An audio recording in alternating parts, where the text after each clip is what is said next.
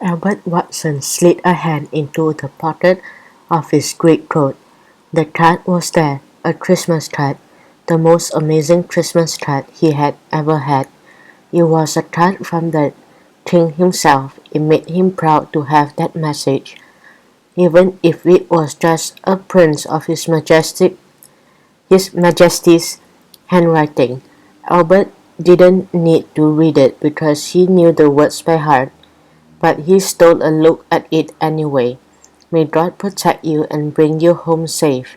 He read the words 100 times until it was too dark to read them anymore. Bring you home safe, he thought. Those 4 words were the ones that made him just a little homesick. It's quiet, isn't it? He said suddenly. Do you reckon Jerry's gone home for Christmas? I haven't heard a shot for hours. The thunder of the guns had faded with the setting sun. There was no use firing when you couldn't see what your shells were hitting. Charlie was leaning forward, his putty-colored face pale and frozen in the faint light of a half-moon. He stared across the wasteland, shattered earth with ice-filled pits where a shell had landed. The mud was silver in the light and looked like the surface of the moon itself. No man's land, they called it. Charlie's hand slid down and wrapped itself around the rifle that lay there. What's the noise? He whispered. Albert raised his head and looked across no man's land towards the German trenches. Charlie jumped forward and dragged the young man roughly down. You want to get your head blown off, young Albert? He hissed.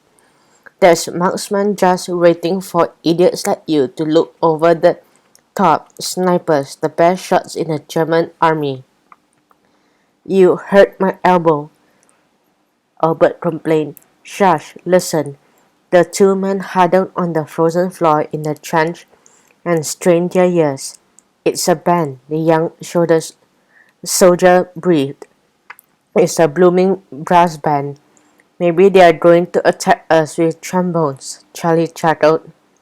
No, they are playing Silent Night. A bit risky, that. Why? He's giving away their position, the older man explained. But it's lovely, Albert said.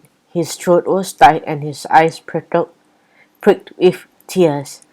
There was a faint whistle over the top of the music. The men clutched their heads and shrunk down, not knowing where the shells would land.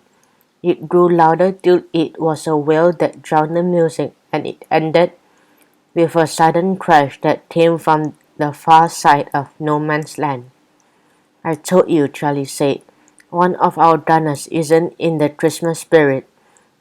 He missed their trenches by a long way. He was closer to us than the Germans. Our gunners wouldn't shell their own men. Albert gave a nervous laugh. It's happened before, Charlie said grimly. The men rose to their feet and peered over the rim of the trench.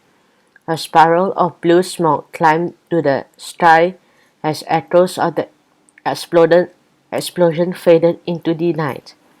What did our gunners do that for? Albert groaned. That was nice music, that was.